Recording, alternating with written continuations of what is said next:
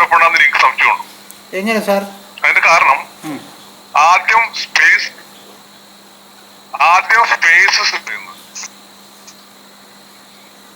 അപ്പൊ എനിക്ക് ഇത് ആദ്യം കേട്ടപ്പോഴേ എനിക്ക് സംശയം, ഇപ്പഴല്ല വളരെ ചെറുപ്പത്തിൽ എനിക്ക് സംശയം ഉണ്ടായിരുന്നത്. അതായത് ആദ്യം സ്പേസ് സൃഷ്ടിച്ചത് എനിക്ക് ദൈവയോടായിരുന്നു. അപ്പൊ ആ സമയത്തിൽ അത് തന്നെ ആ വാദം പൊളിക്കാൻ വേണ്ടി ഞാൻ സംസാരിച്ചിരുന്നത്. പക്ഷെ ഈ ശൂന്യതാവാദം വന്നപ്പോ എനിക്ക് തോന്നുന്നു അതായത് കാരണം അതാണെന്നാണ്. സൂര്യനിൽ നിന്നാണ് ആകാശം ഉണ്ടായത് ആദ്യം, പിന്നീട് ബാക്കി. അതെ, ആദ്യം ആകാശമാണ് ഉണ്ടായെന്ന് പറയുന്നുണ്ടോ അവര്? അതെ, അങ്ങനെയാണ് എന്റെ അറിവ്. അങ്ങനെ ഞാൻ കേട്ടെ. ശരി, അപ്പം ആകാശം ഉണ്ടായി കഴിഞ്ഞിട്ടാണോ ബാക്കി കാര്യങ്ങൾ പറയുന്നത്? അതെ അതെ, അങ്ങനെയാണ് എന്റെ അറിവ്. ആകാശം എന്ന് പറയുന്നത് സ്പേസിനെയാണെന്ന് നമ്മൾ അനുമാനിക്കുകയാണോ? അല്ല, സ്പേസ് തന്നെയാണ്. സ്പേസ് എന്നാ പറഞ്ഞത്. ഇംഗ്ലീഷിൽ സ്പേസ് എന്ന് പറയുന്നുണ്ടോ? ഇത് ഞാൻ പറഞ്ഞു കേട്ടേക്കുന്നത് അത്ര ക്ലിയർ ആയിട്ട് എനിക്കറിയില്ല. ഞാൻ വായിച്ചിട്ടുണ്ട്, പണ്ട് വായിച്ച കാര്യം ഞാൻ ഓർത്ത് പറഞ്ഞതാണ് വളരെ പണ്ട്.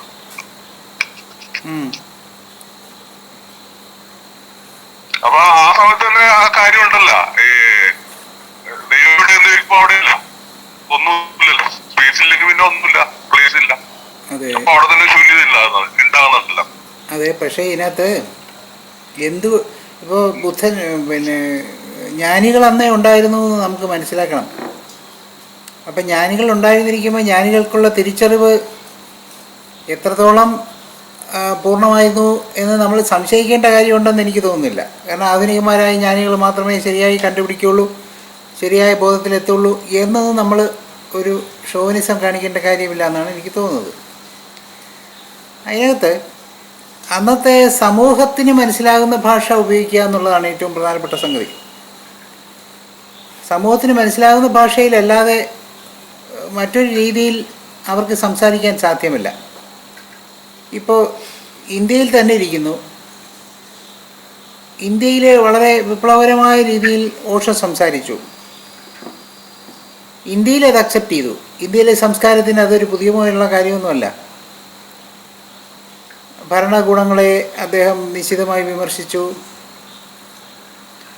അല്ലെങ്കിൽ അദ്ദേഹം മറ്റ് പല നാട്ടുനടപ്പിനെതിരെ അദ്ദേഹം സംസാരിച്ചു. പക്ഷെ അതൊന്നും വലിയ പ്രത്യാഘാതമൊന്നും ഉണ്ടാക്കിയില്ല. ഇപ്പോഴത്തെ കാര്യമല്ല ഞാൻ പറയുന്നത്. ഇപ്പോഴാണെങ്കിൽ അതൊന്നും നടക്കില്ല, ഒന്നും നടക്കില്ല. അപ്പോൾ അന്ന് അതൊക്കെ നടന്നു. എന്നിട്ടും അദ്ദേഹം ഇവിടം വിട്ട് വിദേശത്ത് ചേക്കേറാൻ പോയി. പക്ഷെ ഒറ്റ രാജ്യങ്ങളും ഒന്നല്ലെങ്കിൽ മറ്റൊരു കാരണത്താൽ അദ്ദേഹത്തെ അക്സെപ്റ്റ് ചെയ്തില്ല എന്ന് മനസ്സിലാക്കണം. അദ്ദേഹത്തിൻ്റെ തുറന്ന സംസാരത്തിനെ അക്സെപ്റ്റ് ചെയ്യാൻ ഇന്ത്യയിലെ സംസ്കാരത്തിന് മാത്രമേ സാധിക്കുകയുള്ളൂ.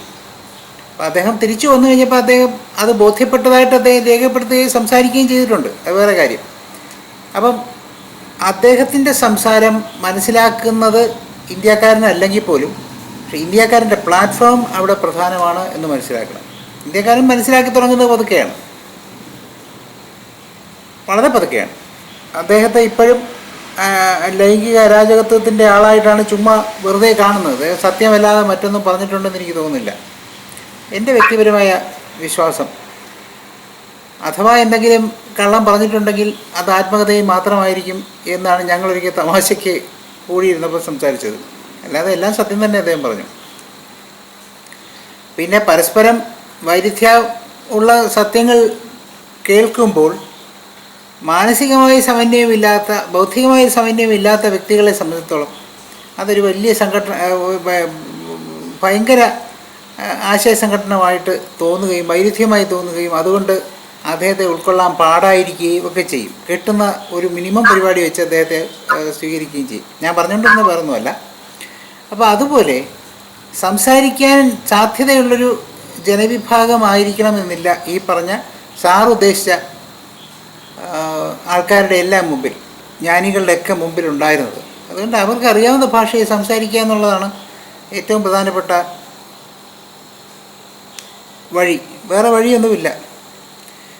അതുകൊണ്ട് അവർക്കറിയാവുന്ന പല കാര്യങ്ങളും അവർ വളരെ ചുരുക്കി ഭാഷ മാറ്റി കുറച്ചുകൂടി മനസ്സിലാകുന്ന രീതിയിൽ അവതരിപ്പിച്ച് കാണാൻ സാധ്യത എന്തായാലും ഉണ്ട്. അപ്പോൾ അതുകൊണ്ട് സാറ് പറഞ്ഞതുപോലെ സ്പേസിനെ കുറിച്ച് അവർക്ക് കണ്ടെങ്കിൽ അവർ ആകാശം എന്ന് പറഞ്ഞു.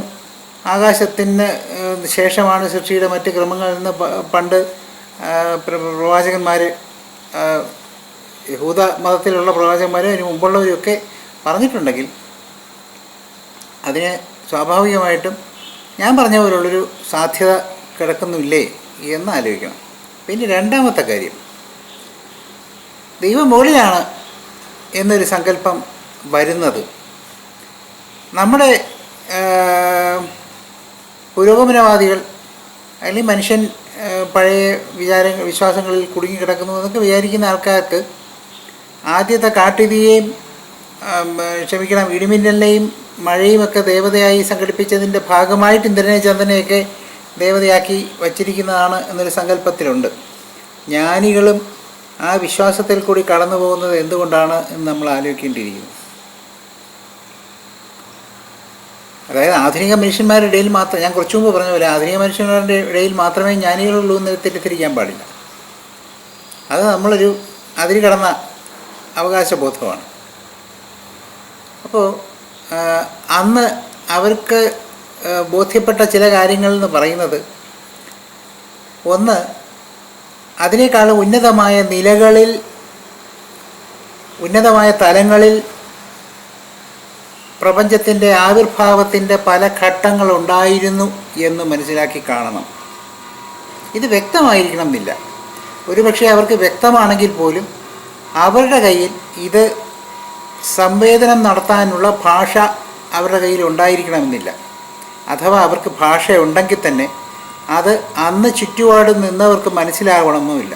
3 കണ്ടീഷനാണ്. ചിലപ്പോൾ അവർക്കതൊരു സ്വപ്നം പോലെ ആയിരിക്കും വന്നത്. ആ സ്വപ്നത്തെ ഭാഷാന്തരീകരിക്കാൻ ശ്രമിക്കുമ്പോൾ അത് വിജയിക്കണമെന്നൊന്നുമില്ല. അത്രയ്ക്ക് വലിയ പണ്ഡിതന്മാരൊന്നും ആയിരിക്കണമെന്നില്ല. അതുകൊണ്ട് കാവ്യാത്മകമായ രീതിയിലായിരിക്കും അവർ ചിലപ്പോൾ അത് ജനങ്ങളോട് സംസാരിച്ചത്. അപ്പം ഉന്നതമായ തലങ്ങളിൽ, ഭൂമിയേക്കാൾ ഉന്നതമായ തലങ്ങളിൽ, ഞാൻ ഭൂമിയിൽ ഉദ്ദേശിക്കുന്നത് ഒരിക്കലും ഈ നമ്മൾ അധിവസിക്കുന്ന ഗോളത്തെ ഉദ്ദേശമല്ല. ഈ ഭൂതല, ഈ തലത്തേക്കാൾ കൂടുതൽ സങ്കീർണമായിരിക്കുന്ന തലങ്ങൾ വേറെ ഉണ്ടെന്നോ, അല്ലെങ്കിൽ ആ തലങ്ങളിൽ കൂടിയാണ് പ്രപഞ്ചത്തിൻ്റെ ആവിർഭാവം വന്നിരിക്കുന്നതോ എന്നൊക്കെയുള്ള സൂചന അവർക്ക് തീർച്ചയായിട്ടും കിട്ടിക്കാണണമെന്നാണ് ഞാൻ വിശ്വസിക്കുന്നത്. അപ്പോൾ അതെന്തുകൊണ്ട് അവർക്ക് പറയാൻ സാധിച്ചില്ല എന്ന് അവർക്ക് അതിനുള്ള ഭാഷ കൈവശം ഇല്ലായിരുന്നിരിക്കാം. അല്ലെങ്കിൽ ഭാഷയ്ക്ക് അതീതമായ ഒരു സംവേദനക്ഷമത അവർക്ക് ആരോടെങ്കിലുമൊക്കെ ഉണ്ടായിരുന്നിരിക്കാം.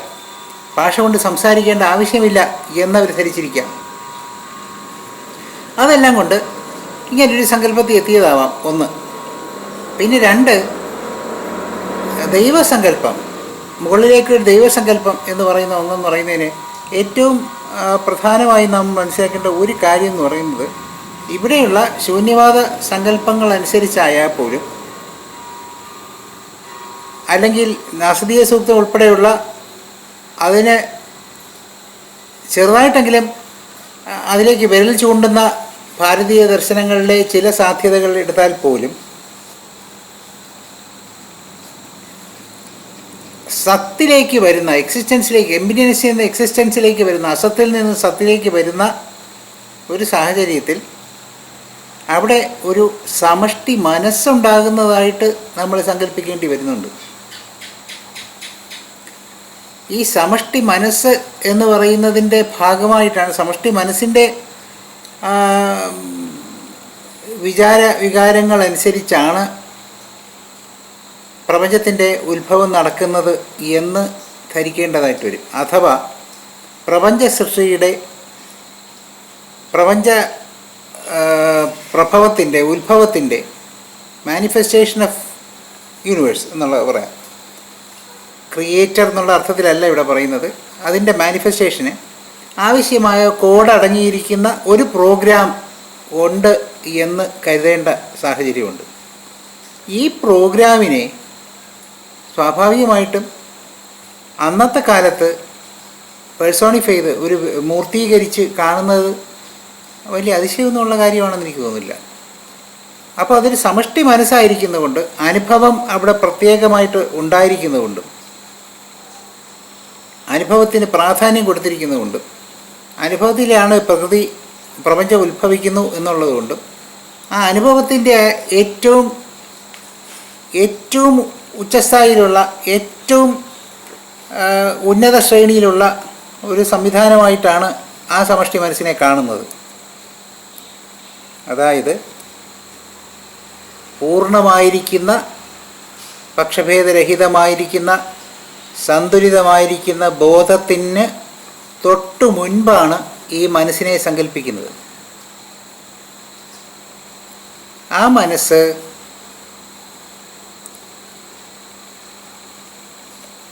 വികാരങ്ങൾ ഉൾക്കൊള്ളുന്നത് നിർവികാരമല്ല. അനുഭവത്തിൻ്റേതായ ഒരു ഭൂമികയാണ് ആ മനസ്സ് ഉദ്ദേശിക്കുന്നത്. അപ്പോൾ അതുകൊണ്ട് അതിനെ ഒരു മാതൃസങ്കല്പത്തിലോ അല്ലെങ്കിൽ മൂർത്തി സങ്കല്പത്തിലോ ദൈവമായിട്ടോ ഒക്കെ കാണാനുള്ള സാധ്യതകൾ തള്ളിക്കളയാനാവില്ല. അപ്പോൾ ആ മനസ്സ് എന്ന് പറയുന്നതിനോട് പ്രതികരിക്കുന്ന ഒരു രീതി മനുഷ്യൻ ഒരുപക്ഷെ വികസിപ്പിച്ചിരിക്കാം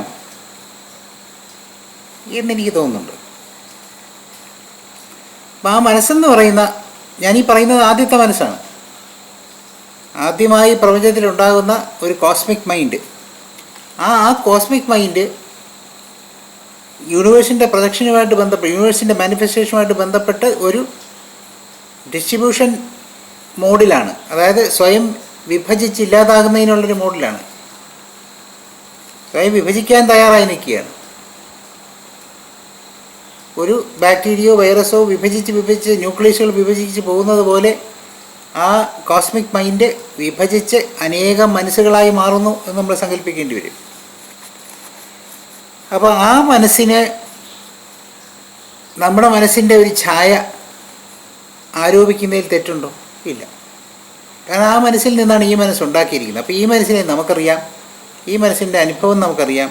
അതുകൊണ്ട് ഇതിൻ്റെ ഒരു ഇമിണി മല്യൊന്ന് ആയിട്ട് ആ മനസ്സിനെ കാണുന്ന ഒരു ശീലം മനുഷ്യനുണ്ടാക്കിയിരിക്കാം. അവിടെ നിന്നായിരിക്കണം ഒരുപക്ഷെ ദൈവസങ്കല്പങ്ങൾ കടന്നു വന്നത്. അല്ലാതെ നിസ്സാരമായിട്ട് ആരെങ്കിലും മുകളിലുണ്ട് എന്ന് പറഞ്ഞ ഒരു അന്ധമായിരിക്കുന്നൊരു വിശ്വാസത്തിൽ നിന്നാണെന്ന് എനിക്ക് അങ്ങനൊരു യോജിക്കാൻ ബുദ്ധിമുട്ടുണ്ട്. കാരണം വേറൊന്നും കൊണ്ടല്ല, പല മതങ്ങളുടെയും ആന്തരികമായിരിക്കുന്ന സത്ത ഏകീകൃതമായിരിക്കുന്ന രൂപത്തിൽ വരുന്നുണ്ട് എന്നുള്ളതുകൊണ്ട് തന്നെ ബാഹ്യമായിട്ട് പല ഘടനകളിലും അവ തമ്മിൽ സംഘട്ടനം ഉണ്ടാകും. പക്ഷേ ആന്തരികമായ സത്ത പലതിലും ഒന്നായിരിക്കുന്നു. ഇനി അന്നത്തെ സമയത്ത് കമ്മ്യൂണിക്കേഷനൊന്നും ഇത്രയും ശക്തമല്ലാതിരിക്കുന്നത് കൊണ്ട് ഇതൊക്കെ ഒരു സ്ഥലത്ത് നിന്ന് കമ്മ്യൂണിക്കേറ്റ് ചെയ്ത് മറ്റൊരു സ്ഥലത്ത് പോയതാണെന്നും അവിടെ നിന്ന് നടന്നു വന്ന് ഇങ്ങോട്ട് വന്നതാണെന്നും ഒക്കെ വിശ്വസിക്കാൻ കുറച്ച് ബുദ്ധിമുട്ടുണ്ട്. ഇപ്പോൾ പോലും നമുക്ക് സമ്മതിക്കാൻ സാധ്യമല്ലാതിരിക്കുകയാണ്. പലതും കമ്മ്യൂണിക്കേറ്റ് ചെയ്യാൻ പറ്റുന്നില്ല. നമ്മുടെ നാട്ടിൽ തന്നെ പല സ്ഥലങ്ങളിൽ നടക്കുന്ന കാര്യങ്ങൾ കമ്മ്യൂണിക്കേറ്റ് ചെയ്യപ്പെടുന്നില്ല. പല സ്ഥലങ്ങളിലും കോവിഡിൻ്റെ വ്യാപനം എന്ന് പറയുന്നത് ശരിയായ രീതിയിൽ നമുക്കറിയാൻ പറ്റിയിട്ടില്ല.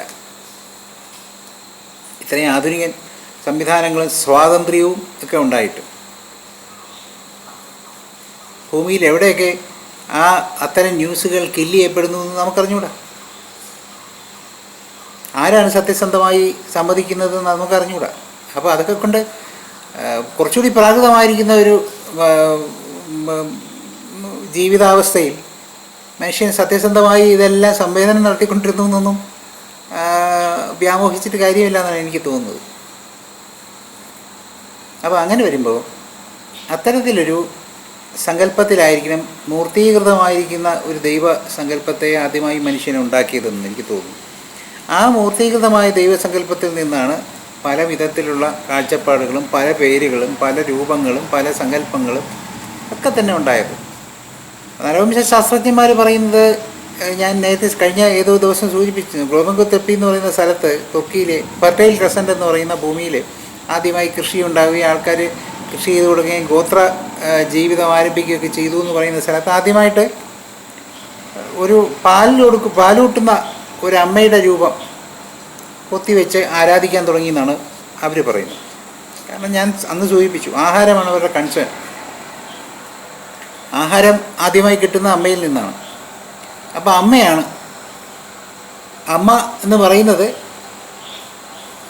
ആനുപാതികമല്ലാത്ത ഒരു സ്ഥാനത്തോടു കൂടി അമ്മയാണ് അവിടെ സങ്കല്പിച്ചിരിക്കുന്നത്. കാരണം അത്രയും ആൾക്കാർ അവരെ എല്ലാം ഊട്ടാനുള്ളൊരു കഴിവുണ്ടാവണം, അതാണ് സങ്കല്പം അവിടെ. അപ്പം അങ്ങനെയൊക്കെയുള്ള ഒരു കാലഘട്ടം നമുക്ക് മുമ്പ് കടന്നു പോയിട്ടുണ്ട്. അപ്പോൾ ഈ ദൈവസങ്കല്പം മുകളിലാണ് എന്ന് തോന്നുന്നത് നമ്മുടെ കാലിൻ്റെ മുകളിലുള്ള തലത്തിലാണ് എന്നുള്ളൊരു തോന്നൽ ജ്ഞാനികൾക്കുണ്ടായത് കൊണ്ടോ അറിയാവുന്ന ആർക്കൊക്കെ തോന്നിയത് കൊണ്ടോ ഒക്കെ ആയിരിക്കാം ഉണ്ടായിരിക്കുന്നത് എന്നാണ് ഞാൻ മനസ്സിലാക്കുന്നത്.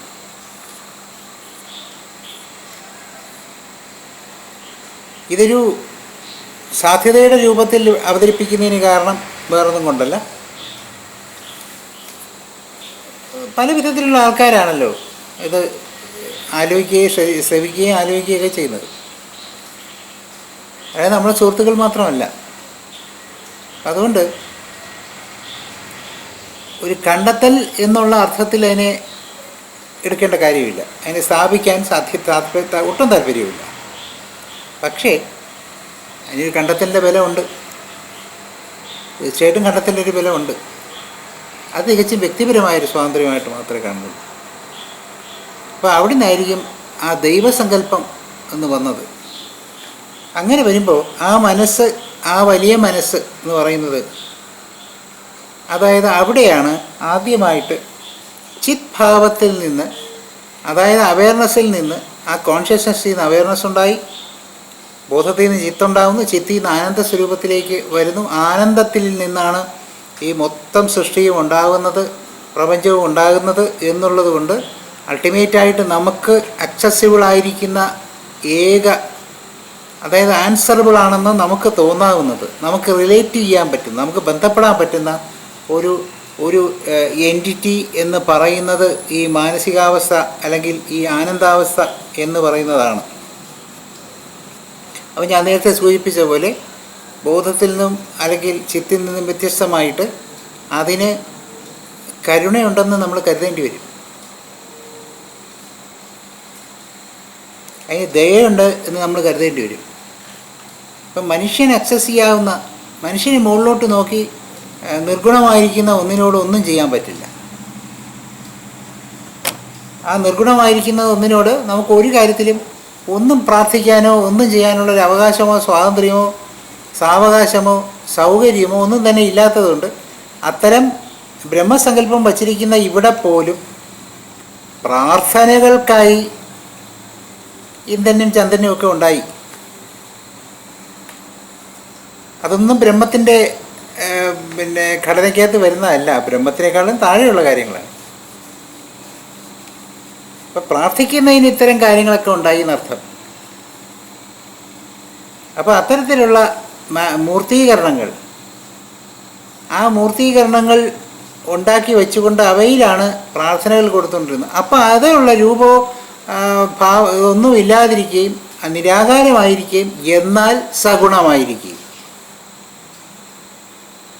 നിരാകാരമായിരിക്കുകയും എന്നാൽ സഗുണമായിരിക്കുകയും എന്ന് പറയുന്ന ഉപാസനയിലേക്കാണ് താരതമ്യേന ഒടുവിലത്തെ ആധുനിക മതങ്ങൾ മുന്നോട്ട് വയ്ക്കുന്നതെന്ന് കാണാം.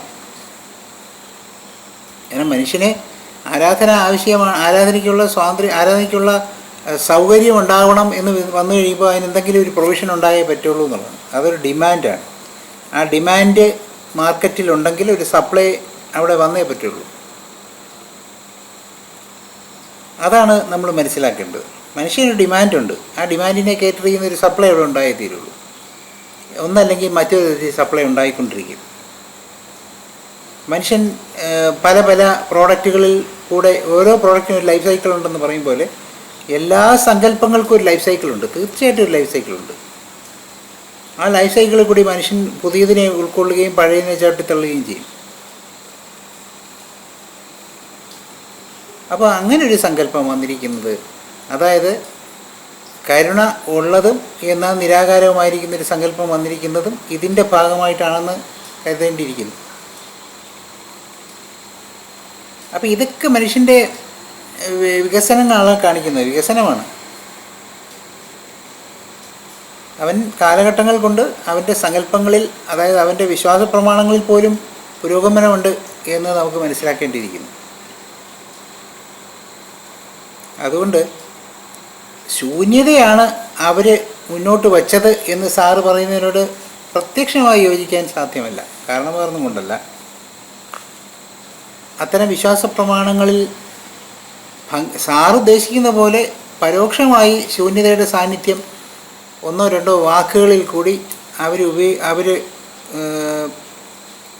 വെളിപ്പെടുത്തുന്നുണ്ട് എന്നുണ്ടെങ്കിൽ പോലും ഏറ്റവും കൂടുതൽ ഊന്നൽ കൊടുക്കുന്നത് മൂർത്തിയാധിഷ്ഠിതമായ ദേവതകൾക്കാണ് എന്നാണ് എനിക്ക് തോന്നുന്നത്.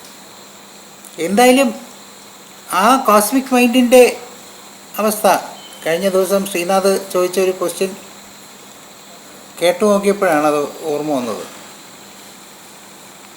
അപ്പം ആ മൈൻഡിൻ്റെ അവസ്ഥ എന്ന് പറയുന്നത്, ആ മൈൻഡിൻ്റെ അവിടെ മൈൻഡ് ഇല്ലാതാകുമ്പോഴല്ലേ ചിത്ത് ആനന്ദം എന്ന് പറയുന്നൊരു സ്പ്ലിറ്റ് ഇല്ലാതാകുന്നുള്ളൂ എന്ന് അദ്ദേഹം ചോദിച്ചിരുന്നു. ആ ചോദ്യം ഒരു ലീഡിങ് ക്വസ്റ്റ്യനാണ്. അതിൽ കൂടെ നമുക്ക് യാത്ര ചെയ്യാൻ പറ്റും.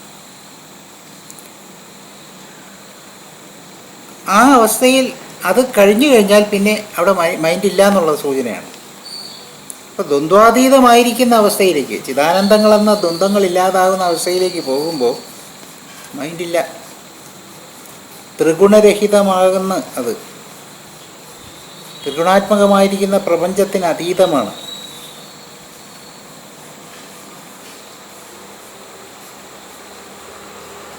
അപ്പം അതുകൊണ്ട് അങ്ങനെ ഒരു ശൂന്യത എന്നുള്ള അർത്ഥത്തിലാണോ അത് പറയുന്നത്, അവരങ്ങനെ ഉദ്ദേശിച്ചിട്ടുണ്ടോ എന്ന് സംശയമാണ്.